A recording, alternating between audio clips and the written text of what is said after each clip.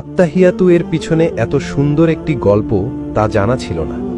আমার বিশ্বাস সবার ভালো লাগবে এবং পড়ার মনোযোগও বাড়বে ইনশাল্লাহ। আত্তাহিয়াতু আসলে অনেক গুরুত্বপূর্ণ একটি দোয়া। এই দোয়াটার পিছনের গল্পটা জানার পর সত্যি আমার হৃদয়টা অনেক কোমল হয়ে গেছে। আত্তাহিয়াতু আসলে আল্লাহর সাথে আমাদের মহানবী সাল্লাল্লাহু আলাইহি ওয়াসাল্লাম কথোপকথন একটা অংশ, যা আমাদের মহানবী সাল্লাল্লাহু আলাইহি ওয়াসাল্লাম ইসরাইল মিরাজ যাত্রার সময় হয়েছে মহান আল্লাহর সাথে।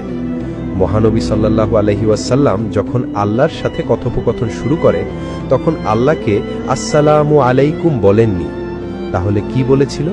কারণ আমরা মহান আল্লাহকে বলতে পারবো না আল্লাহ আপনার উপর শান্তি নাজিল হোক, কারণ আল্লাহ নিজেই একমাত্র পৃথিবীর সকল শান্তির এবং রহমতের উৎপত্তিস্থল।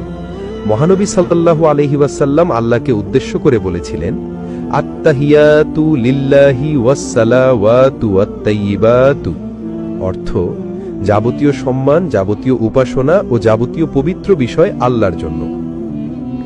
উত্তরে মহান আল্লাহ বলেন, আসসালামু আলাইকা আইয়ুহান নাবিয়্যু ওয়া রাহমাতুল্লাহি ওয়া বারাকাতুহু, অর্থ হে নবী, আপনার উপরে শান্তি বর্ষিত হোক এবং আল্লাহর অনুগ্রহ ও সমৃদ্ধি সমূহ নাজিল হোক।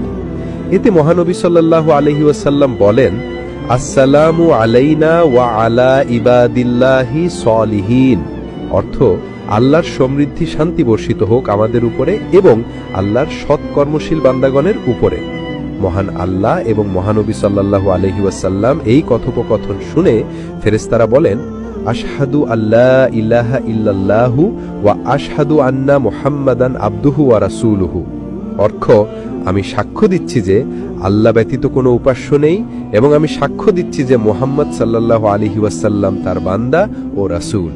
সুবহানাল্লাহ। এখন আমি এবং আপনি আত্তাহিয়াতুর গুরুত্ব এবং পিছনের ইতিহাস জানতে পারলাম। এবার একটু চিন্তা করুন তো, এই লেখাটি যদি আপনার মাধ্যমে অন্যান্য মানুষেরাও জানে তাহলে তারাও এই দোয়ার গুরুত্ব বুঝতে পারবে।